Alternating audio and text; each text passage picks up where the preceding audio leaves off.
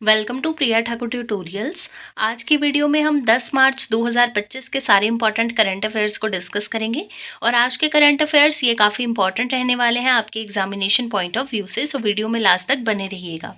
Start करते हैं आज के फर्स्ट क्वेश्चन से। फर्स्ट क्वेश्चन है, what has been the name of India's Astra MK3 missile change to, यानी जो इंडिया की मिसाइल है अस्त्रा MK3, इसका जो रिसेंटली रीनेमिंग की गई है, सो आपसे पूछा गया है कि इसकी रीनेमिंग के बाद इसका जो नया नाम है वो क्या चेंज किया गया है। सो यहाँ पे आपका राइट आंसर आ जाएगा ऑप्शन नंबर सी, यानी गंडीवा। सो गंडीवा जो है इसका नया नाम रखा गया है, यानी अस्त्रा MK3 मिसाइल का। सो बात करते हैं India's latest air to air missile Astra MK3 has been officially renamed Gandiva. So इसका जो नया नाम है ये क्या रख दिया गया है, गंदीवा रख दिया गया है। अगर बात करें इस नाम की, so it was named after the legendary bow of Arjuna from the Mahabharata, यानी महाभारत में अर्जुन जी की जो बो थी, यानी उनका जो धनुष था, उसका नाम था गंदीवा, जिसके नाम पे जो है अस्त्रा MK3 मिसाइल की रीनेमिंग की गई है। The missile is currently under development by the DRDO, यानी defence research and development organisation जो है इसकी डेवलपमेंट कर रही है। बात करें कि ये किस टाइप की मिसाइल है, so it is beyond visual range, यानी BVR air to air missile. Next question आ जाता है, on which date is Central Industrial Security Force यानी CISF raising day celebrated every year, यानी कौन सी डेट पे जो है सेंट्रल इंडस्ट्रियल सिक्योरिटी फोर्स यानी CISF का रेजिंग डे सेलिब्रेट किया जाता है एवरी ईयर। सो यहाँ पे आपका राइट आंसर आ जाएगा ऑप्शन नंबर सी, यानी 10 मार्च। 10 मार्च यानी आज के दिन जो है वो सेलिब्रेट किया जाता है CISF का raising day. The Central Industrial Security Force is set to mark its 56th Raising Day. So 2025 में जो है हम CISF का 56th Raising Day जो है वो सेलिब्रेट कर रहे हैं विद नोवल इनिशिएटिव। क्या इनिशिएटिव लिया है इन्होंने, सुरक्षित तट समृद्ध भारत, यानी safe coast and prosperous India, जिसमें क्या है a cycling rally that will traverse the entire 6053 kilometres mainland coast line to India.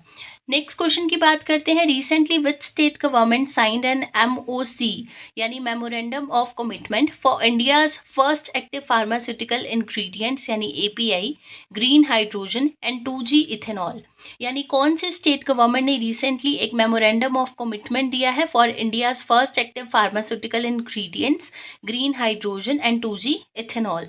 सो यहाँ पे आपका राइट आंसर आ जाएगा ऑप्शन नंबर सी, यानी हिमाचल प्रदेश। सो हिमाचल प्रदेश के CM कौन है ये आप कमेंट सेक्शन में बताओगे, एंड हिमाचल प्रदेश की कैपिटल क्या है ये भी आप कमेंट सेक्शन में आंसर करोगे।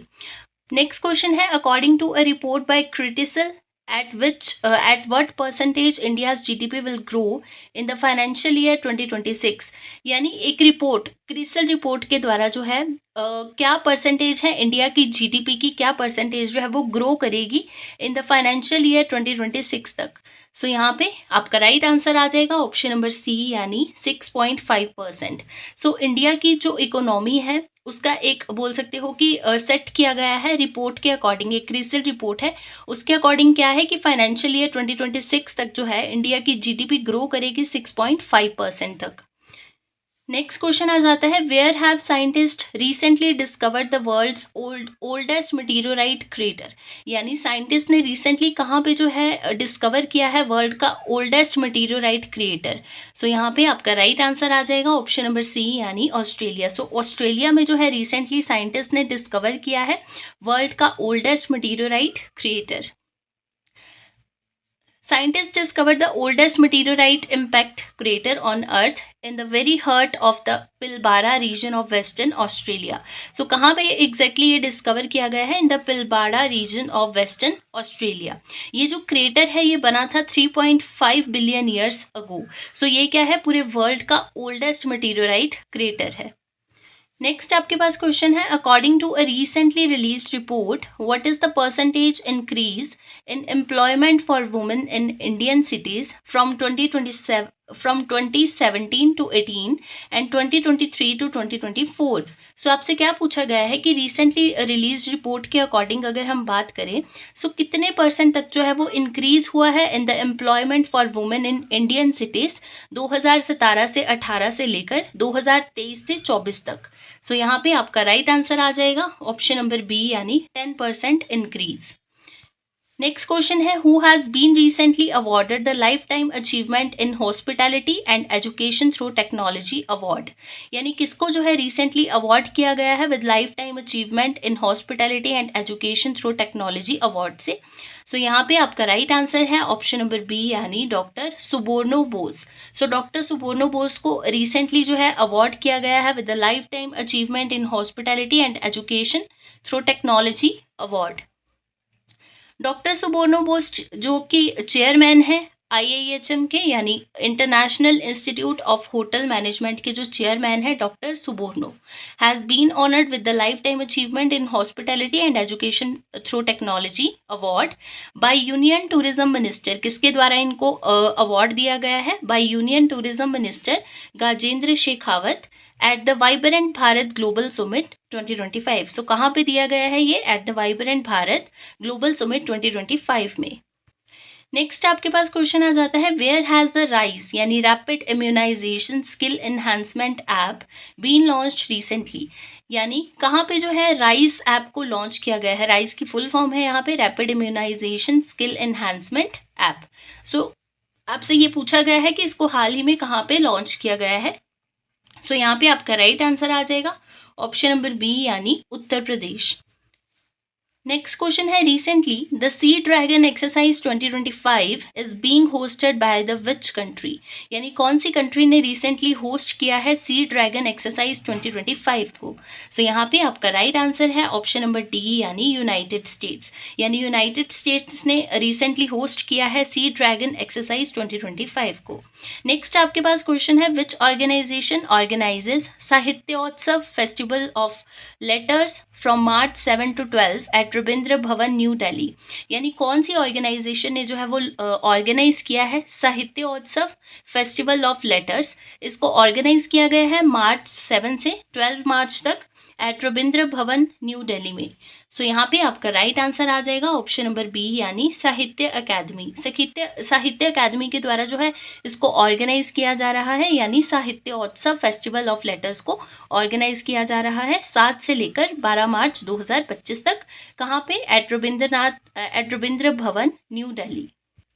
नेक्स्ट आपके पास क्वेश्चन है recently which state government will set a media monitoring centre to analyse news content from print electronic and digital media. यानी हाल ही में कौन सी स्टेट गवर्नमेंट ने जो है वो सेट करना है एक मीडिया मॉनिटरिंग सेंटर को to analyse news content from print electronic and digital media. So यहाँ पे आपका राइट आंसर आ जाएगा ऑप्शन नंबर बी यानी महाराष्ट्र. नेक्स्ट क्वेश्चन है recently who introduced the Indian AI compute portal. यानी किसने जो है वो रिसेंटली इंट्रोड्यूस किया है इंडिया AI कंप्यूट पोर्टल को. सो यहाँ पे आपका राइट आंसर आ जाएगा ऑप्शन नंबर डी यानी अश्विनी वैष्णव. अश्विनी वैष्णव जो है इन्होंने रिसेंटली इंट्रोड्यूस किया है इंडिया AI कंप्यूट पोर्टल को. बात करते हैं क्वेश्चन ऑफ यस्टरडे की. प्रीवियस वीडियो में आपसे क्वेश्चन पूछा गया था which country has emerged as the third largest biofuel producer in the world. यानी कौन सी कंट्री जो है ये बन गई है third largest biofuel producer in the world. इस क्वेश्चन के लिए आपके पास ऑप्शंस थी USA, China, India and Russia. So यहाँ पे आपका जो राइट आंसर था वो था ऑप्शन नंबर सी यानी इंडिया. सो इंडिया जो है ये बन चुकी है third largest biofuel producer in the world. बात करते हैं क्वेश्चन ऑफ द डे की. आज के लिए आपके पास क्वेश्चन रहेगा according to the 19th wealth report 2025 which country has emerged as the fourth largest global wealth centre in the world. यानी 19th वेल्थ रिपोर्ट 2025 के अनुसार कौन सी कंट्री जो है ये fourth largest global wealth centre बन चुकी है पूरे वर्ल्ड में.